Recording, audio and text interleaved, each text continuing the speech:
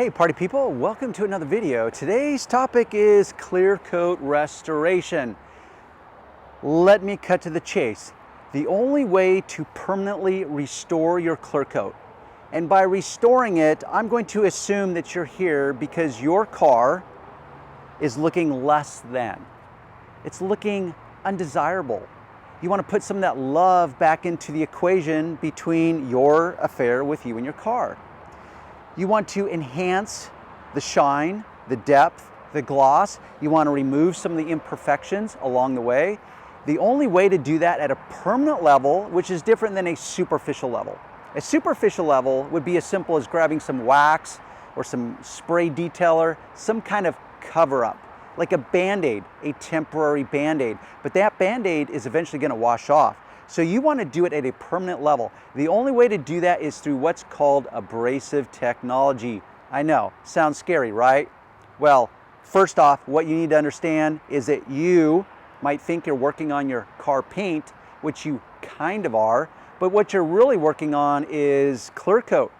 So ClearCoat Restoration, you want to restore it to like new condition, or even perhaps better than like new condition.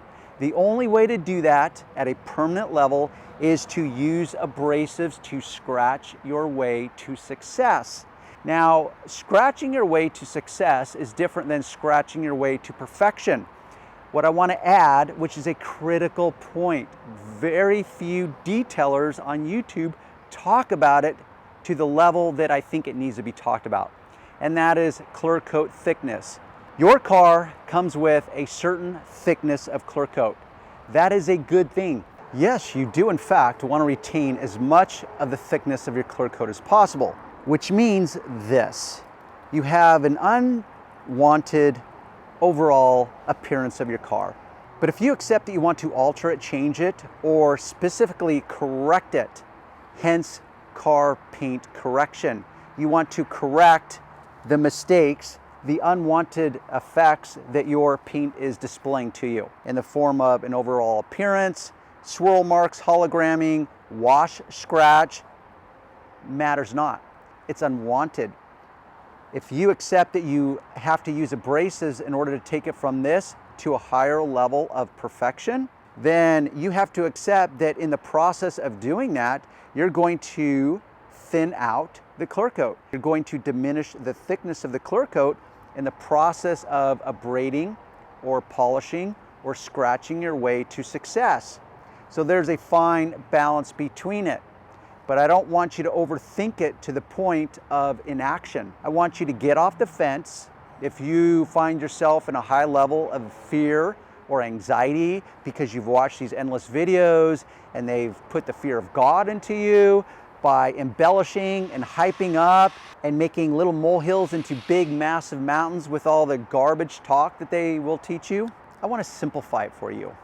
Here we have the front left fender of this very cool Ferrari metallic charcoal paint, and you have this unwanted effect.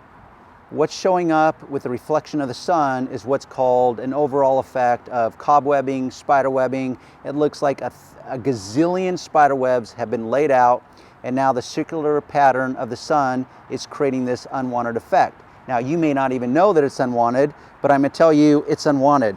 We can improve that. This is part of ClearCoat Restoration. So it can be as simple as this: one polish, one pad, one machine. Yes, I definitely recommend a machine. If you think you're going to do this by hand, it will be a rude awakening. Your hand is never going to replicate on a consistent, controlled basis what a machine polisher can do. That amount of polish doesn't require much. Yes, I'm working in direct sunlight on hot paint. That's okay. That's a video for another time. Now, if you're a beginner, you probably have a healthy level of fear and anxiety in doing this, if it is in fact your first rodeo. Just know it is very safe. You can pick whatever polish and compound you want. You're not going to burn through your ClearCoat as quickly as you might have been led to believe. Now, if you're a beginner, you're probably going to want to default to a low speed setting just to get your feet wet. So I'm going to dial this down to a speed level of 2 which is very, very low.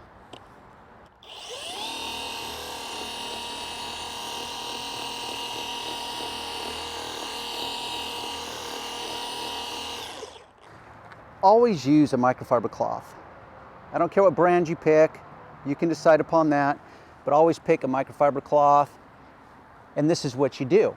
You go in, you test the waters, you're testing the results that you can produce based on the amount of polish you use, the amount of pressure you put, the speed, all those things you verify. So you test it, you wipe it, you check your results, and then you scrutinize it and say, oh, you know what? If I accept that I want as much thickness left on my ClearCoat, if I accept that I'm using abrasives to scratch my way to success, then I know that I may not want to chase after perfection, because perfection will come at a cost. The cost is this, that you might chase perfection down that hole to the point where the ClearCoat on your car has lost all integrity, and it might fail down the road sooner versus later. So that's the cost. So the benefit, cost, it's really cost-benefit analysis. Check your results. It's like, okay, I know I want better results. I do know that officially I am diminishing the thickness of my ClearCoat. What I just did is a trivial amount of polishing. You could not measure how much material I removed in that short period of time. How about that? So I know that I can do a lot more polishing on this to bring this appearance up to a higher level of perfection, knowing that I'm not chasing absolute perfection. So you come back in, you apply a little more polish, maybe you dial up your speed setting, because that speed setting will just allow you to cut to the chase quicker, produce results quicker rather than later.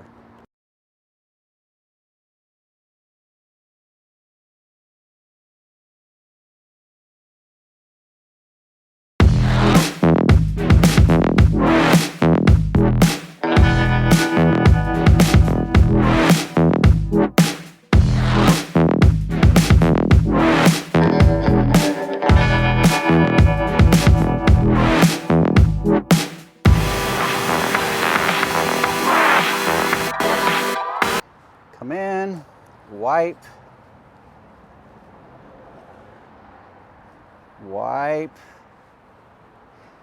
and it reveals the glory of freshly polished paint. You know, it's really hard to beat that satisfaction that you can get from paint that is just polished to a high degree, and that is looking pretty damn good. Not perfect, but pretty damn good. Certainly better than it did before. And this is the part of the video where Darren's going to apply a critical voice of logic, which is this. In the pursuit of perfection, you've got to remember, there's always a cost to be paid. Everything comes with trade-offs. It's called cost-benefit analysis. I want this benefit, what's it going to cost me? Or I like to say trade-off. If I'm chasing this benefit, what other benefits do I have to trade off? So that's where the pursuit of perfection comes in, is if you polish this to the point of absolute perfection, whatever that means to you and your eye, you've got to accept that the cost of that will be, aside from your time and resources, is that you are going to continue to diminish the thickness of that ClearCoat. So you need to weigh in on that, which is why I say this as a point of critical analysis in this moment. If you go in and you're polishing and you're scrutinizing your car as you're working on it and you're chasing the elusive perfection, pull back and say, you know what? If I were to walk up to this car knowing that it's not my car and I look at it from what I call normal viewing distances, would I be wowed and dazzled?